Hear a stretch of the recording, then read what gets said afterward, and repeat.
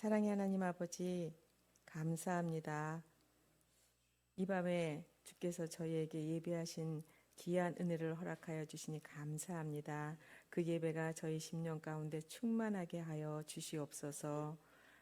말씀을 전할 때 주께서 함께 하심으로 우리를 위로하고 힘을 주시는 그러한 시간 될 수 있도록 축복하여 주시옵소서. 감사드리며 예수님 이름으로 기도합니다. 아멘. 오늘 말씀은 빌립보서와 시브리서 같이 봤는데요. 시브리서 12장 2절 읽겠습니다. 시작. 믿음의 주요 또 온전하게 하시는 이인 예수를 바라보자. 그는 그 앞에 있는 기쁨을 위하여 십자가를 참으사 부끄러움을 개의치 아니하시더니 하나님 보좌 우편에 앉으셨느니라. 아멘. 자, 오늘 제목은 바라봄, 닮아감 이렇게 제목을 한번 잡아봤습니다. 제가 더 중심으로 잡는 것은요. 시브리서 12장 2절의 앞에 부분입니다. 믿음의 주여 또 온전하게 하신 예수를 바라보자. 예수를 바라본다고 하는 건 뭘까요? 우리가 살면서 만나는 많은 분들 중에 배울 점이 참 많은 분들이 많아요. 그래서 우리가 그런 분들을 멘토를 만났다 이렇게 얘기를 합니다. 굉장히 귀하고요. 저를 제가 신뢰할 수 있고 저를 또 잘 이끌어 줄 수 있고 그런 스승님이나 또한 선생님, 목사님을 보고 우리는 멘토를 만났다. 귀한 멘토를 만났다. 그리고 또 믿음 안에서 만나면 더 귀해서 그런 믿음의 교제를 잘 우리가 이어가죠. 굉장히 귀한 관계입니다. 그런데 우리에게는 그거를 또 더 뛰어넘어서 정말 우리를 사랑하시는 그리고 내가 모든 걸 다 보여줄 수 있는 그런 멘토가 계시죠. 그분이 바로 예수님이시죠. 예수님은 우리에게 멘토가 되시고 우리에게 생명도 주시고 우리를 사랑해 주시고 긍휼을 여겨 주시고 그 모든 것이 바로 예수님입니다. 그런 예수님을 하나님은 우리에게 주셨죠. 예수를 바라본다고 하는 거, 믿음의 주요, 믿음의 주체이신 예수님, 그리고 우리를 온전케 하시는 예수님, 그 예수를 바라보라. 이렇게 얘기했을 때 바라본다는 건 뭘까? 또 묵상을 하게 되었습니다. 바라본다는 건 뭘까? 그러면서 제가 예전에 우리가 초등학교 때, 국민학교 때 들었던 그런 글이 하나 늘 생각이 났습니다. 바라본다 할 때, 닮아간다 할 때, 저는 꼭 이 동화? 이 글이 생각났어요. 우리 목사님 두 분 목사님도 잘 아시는 큰바위 얼굴, 그죠? 큰바위 얼굴이라는 게 생각이 났습니다. 그 어린 소년이 자기네 집 앞에 있는 큰 바위 얼굴을 보면서 들려왔던 전설들이 있죠. 그 마을에 언젠가는 저 큰 바위 얼굴을 닮은 사람이 나타나서 우리 마을을 유익하게 할 거고 우리 사람들을 도와줄 거야. 사람들은 늘 그런 기대를 가지고 그 사람이 언제 나타날까 기대하며 살았어요. 그 마을 사람들은. 이 소년도 엄마를 통해서 그 전설을 들으면서 야, 저 큰 바위 얼굴을 닮은 사람이 언젠가는 우리 마을에 나타날 텐데 그 사람이 나타나면 어떻게 생겼을까? 그리고 그 사람은 우리를 위해서 어떤 좋은 일을 할까 기대를 하면서 이 소년은 커가죠. 어느 날 이 마을 출신의 이 마을은 작은 마을, 그 글 속에서는 작은 마을이었는데 위대한 사람들이 참 많이 났어요. 굉장히 사업을 해서 돈을 많이 벌은 사람이 이 마을을 방문한다는 소문이 들리죠. 마을 사람들은 굉장히 기대했어요. 야, 이제야말로 우리 큰 바위의 얼굴을 닮은 위대한 사람이 나타나서 우리를 잘 살게 할 거야. 그리고 그날을 기다렸습니다. 그 큰 장사를 해서 사업을 크게 일으킨 사람은 그 마을을 방문하게 되죠. 방문을 하면서 마차를 타고 가는데 굉장히 어려운 사람이 그분에게 동정을 구합니다. 그 굉장히 큰 사업가는 마차의 창문을 열면서 동전을 그냥 던지죠. 그걸 보며 마을 사람들은 그 사람의 모습을 보게 돼요. 큰 돈을 벌었으나 그 사람 마음속에 있는 욕망이 있다는 것을 보게 됩니다. 그래서 이 사람도 아니야. 그리고 사람들은 실망을 하게 되죠. 그리고 또 세월이 흘렀습니다. 어느 날은 세월이 흘렀을 때 그 마을에 이 마을 출신의 정치가가 온다고 하는 소문이 들렸습니다. 사람들이 기대를 했어요. 야, 저번에 아주 오래전에 그 사업가는 아니었어. 요번에 오는 사람이야말로 진짜일 거야. 그런데 그 사람이 왔을 때 그 사람은 대통령을 바라보며 표를 생각해서 왔던 사람이었죠. 그 사람 안에 있는 야망을 보면서 이 사람도 아니야, 이 사람도 아니야. 사람들은 실망했어요. 그러면서 점점 또 세월이 갔습니다. 그러고 났는데 정말 시간이 한참 흘렀어요. 그 마을에서 나고 자랐던 어떤 사람이 도시에 나가서 위대한 학자가 되었다 그래요. 그 사람이 이제 이 마을을 방문한다는 얘기를 들었을 때 사람들은 시간이 많이 흘렀고 정말 이 사람이야말로 우리가 기대하는 큰 바위 얼굴을 닮은 이 사람이 돼서 우리를 유익하게 하고 우리를 정말 위로해 줄 좋은 사람이 나타날 거야 라고 기대를 했습니다. 그 위대한 사람이 나타나는데요. 모습은 괜찮은 것 같았어요. 그런데 그 사람 속에서 말하는 거 하는 걸 보면서 그 사람 속에 있는 교만함을 사람들이 보았습니다. 사람들이 실망했어요. 저 사람도 아니야. 저 사람도 아니야. 그러면 도대체 우리에게 나타나는 저 큰 바위 얼굴을 닮은 사람은 누구란 말이야. 사람들은 이제 실망을 하기 시작했어요. 그런데 세월이 소년서부터 청년에 중년에 노인에 이르기까지 그 마을을 떠나지 않았던 이 소년은 늘 그 큰 바위 얼굴을 바라보면서 정말 저런 사람이 있을까? 나도 저런 사람이 되고 싶다. 큰 바위 얼굴을 봐보면서 나도 저런 사람이 되고 싶다. 저런 사람이 올 터인데 나도 그렇게 되고 싶다. 그런 마음을 품으면서 커가기 시작했죠. 청년이 됐을 때 사람들을 위로하고 사람들의 마음을 잘 어루만지고 사람들과 같이 살아가는 그 청년이 되었습니다. 중년이 되었을 때는 더 아름다운 모습으로 이 청년인 중년이 되었지요. 그리고 세월이 지나서 노년이 되었을 때는 그의 인격이 굉장히 훌륭해지고 다정다감하고 마을 사람들을 돕고 마을을 위해서 굉장히 유익한 일을 하는 사람이 되어 있었어요. 그래서 그 위대한 학자를 보고 사람들이 실망을 했을 때 이 사람이 얘기하죠. 마을 사람들에게 아니라고. 이 마을에는 그런 사람이 나타날 거라고. 우리 실망하지 말자고. 그리고 막 마을 사람들 앞에서 연설을 할 때 누군가가 뒤에서 얘기합니다. 저 사람 얼굴이 큰 바위 얼굴하고 닮았어. 저 사람이야말로 큰 바위 얼굴이야. 라고 사람들이 그제서야 이 사람을 보면서 큰 바위 얼굴을 닮은 사람이 이 사람이었구나. 라고 사람들이 알게 되었다는 그런 우리가 동화를 읽었던 저도 읽었고 목사님, 정 목사님도 읽었던 기억이 나시죠. 제가 예수를 믿음의 주여 온전케 하신 예수를 바라보자 했을 때 바라본다고 하는 건 바로 이런 게 아닐까 하는 생각이 들었습니다.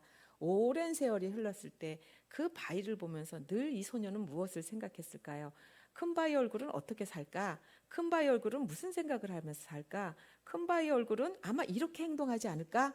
라고 생각하면서 자라왔던 이 청년의 삶이 노년이 되었을 땐 정말 그 큰 바위 얼굴처럼 닮아간 이런 모습을 마을 사람들이 보고 야, 우리가 못 봤구나 라고 좋아하며 우리 마을에도 드디어 큰 바위 얼굴을 닮은 사람이 있었어 라고 함께 즐거워했다는 그 동화를 보면서 우리가 예수를 바라본다고 하는 것이 이런 것이 아닌가 생각을 합니다.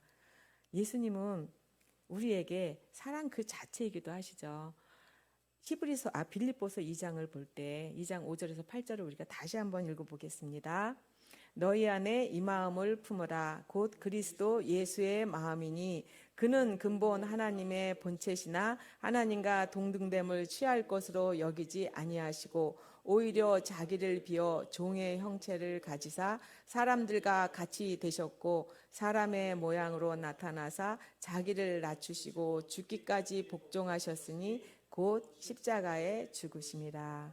예수의 마음, 우리가 바라보는 예수의 마음 중에 가장 귀한 모습은 예수님의 저 모습이 아닐까 생각합니다. 겸손한 모습, 하나님과 본체시나 자기를 비워서 종의 모습으로 이 땅에 스스로 오셨죠. 하나님의 보냄을 받아서 오셨죠. 죽으러 오셨습니다. 그리고 십자가에 죽기까지 순종하시고 복종하시고 십자가에 죽으심으로 우리를 하나님 자녀가 되는 그런 통로가 되셨습니다. 우리가 이 땅에 살면서 억울한 일이 참 많다고 얘기해요.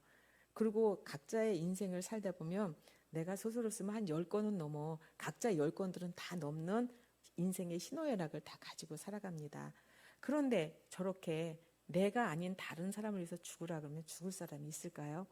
다 억울하다고 얘기할 거예요. 그런데 예수님은 이 땅에서 그것을 하려고 이 땅에 오신 그 예수님, 십자가에 죽으신 그 예수님, 그것이 예수님의 마음이라는 그런 생각이 들었습니다. 우리를 사랑하시는 그 예수님의 마음이 저거 아닌 것은 표현이 안 되는 거예요. 제 예전에 두레를 키울 때, 두레가 4살 때 어린 그 놀이터 한 구석에서 그 동네 아이들이 두레가 이상하다고 두레를 진짜 이렇게 몰매를 때린 적이 있었어요. 제가 어디서 두레 소리가 나는데, 놀이터에서 소리가 나는데 안 보이는 거예요. 그런데 어디서 엄마 엄마를 부르는 소리가 나는데 보니까 애들이 한 10명 정도가 모여서 막 누구를 때리고 있는데 그 사이로 어떤 다리가 하나 보이는데 두레 다리가 보였어요. 너무 놀래서 가가지고 걔네들 떼어내고 두레를 깍 안았는데 엄마 하고 아는데 애가 얼마나 무서워했는지. 그러고 나서 그 밤에 그 아이를 안고 정말 너무 마음이 아파서 울 때, 하나님 너무 마음이 아파요라고 막 울 때 하나님께서 이 말씀을 저한테 주셨어요. 그래, 네 마음이 아프니 나도 내 아들 보낼 때 이렇게 마음이 아팠어 라고 할 때 제가 하나님 앞에서 말을 할 수가 없었어요. 너도 네 아들 보면서 이렇게 마음이 아플 때 나도 내 아들이 죽는 모습을 보면서 이거보다 더 마음이 아팠단다. 제가 그 말씀이 저한테 들렸을 때 하나님 앞에서 뭐라고 말을 드릴 수가 없었어요. 왜냐하면 아버지의 마음이 그대로 전해졌기 때문이에요. 아마 그 밤은 제가 그런 은혜를 주시지 않았으면 제가 너무너무 힘들 것 같으니까 아마 그런 은혜를 주셨나 봐요. 그래서 그 예수님의 그 죽으시는 그 모습을 봤던 아버지의 마음, 그 아버지의 마음이 고스란히 예수님에게 와서 예수님 또한 우리를 사랑하여 주시고 우리를 긍휼히 여겨주시는 그 마음, 우리는 그 마음을 바라보고 닮아가야 된다 생각을 합니다. 그뿐이겠어요. 예수님은 죽으시기 전날 밤에 유월절 만찬을 하시면서 제자들이 어떠한 모습으로 예수님의 마지막을 같이 할지, 그리고 그 사랑했던 제자 중에 누가 나를 팔지 다 아시면서도 그 제자들을 끝까지 사랑하셨던 사랑의 마음입니다. 우리 같았으면 내 등에 칼 꽂고 한두 번도 아니고 그렇게 배반한다 그러면 다시는 안 볼 거예요. 요즘에 드라마의 특성들을 보면 다 복수가 나와요. 사람들이 맺힌 게 많아가지고 복수에 관계된 거 보면 그렇게 통쾌할 수가 없어요. 얼마 전에 우리가 할 수 없는 일을 해줬던 그런 드라마를 보면서 우리가 굉장히 통쾌했습니다. 그런 것처럼 요즘 시대는 맺힌 게 많고 복수하고 싶은 마음이 많은가 봐요.